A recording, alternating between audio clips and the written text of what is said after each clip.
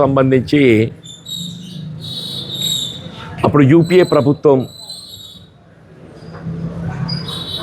ఈ పన్ను విధానాన్ని సరళీకృతం చేయాలి,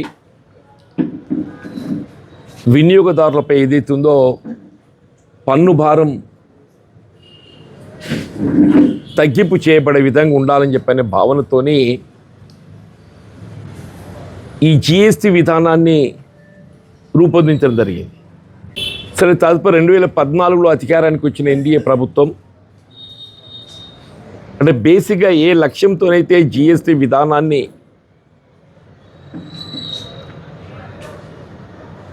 అమలు చేయాలని చెప్పని తలంపు చేయడం జరిగిందో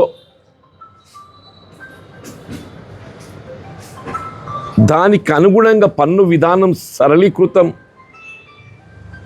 చేయబడి వినియోగదారులపై పన్నుల భారం తగ్గే విధంగా ఉండడానికి ఉపయోగపడుతుందని భావించిన జిఎస్టీ ఇప్పుడు ఏదైతే మారిన పన్ను విధానం 22 సెప్టెంబర్ మనకు దేవి నవరాత్రుల ఆరంభంకి వెళ్ళి మనం ఇది అమలు తేవాలని చెప్పి సంకల్పించిండ్రో ఈ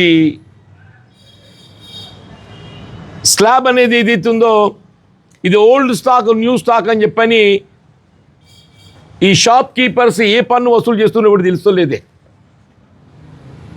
షాప్ కీపర్స్ ఏదైతుందో వాళ్ళు సెల్లింగ్ ది గూడ్సే old stock new stock. Old stock అనే వరకు మనకి ఏమర్థం అవుతుంది?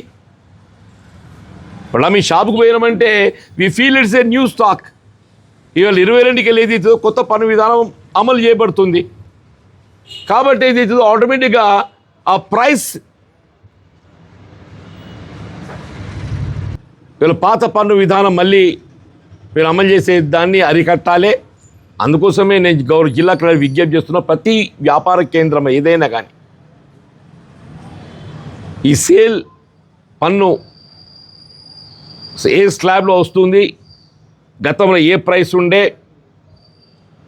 ఇప్పుడు ఏ ప్రైస్, ఆ వ్యత్యాసం ఏదైతుందో వినియోగదారునికి తెలిసి రావాలి.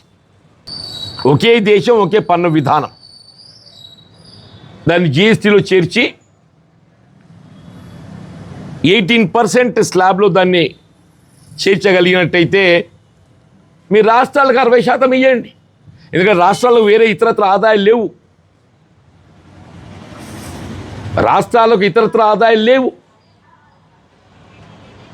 కాబట్టి ఏదైతున్నదో మీరు జిఎస్టీలో ఇంతవరకు 50-50 ఏదైతుందో దాన్ని రాష్ట్రాలకు 60%, కేంద్రం 40% పరిమితమయ్యే విధంగా ఏదైతుందో మార్పు చేసి రాష్ట్రాలను స్వయం సమృద్ధి వాళ్ళు కలిగే విధంగా తోడ్పడాలని చెప్పని కోరుతున్నా.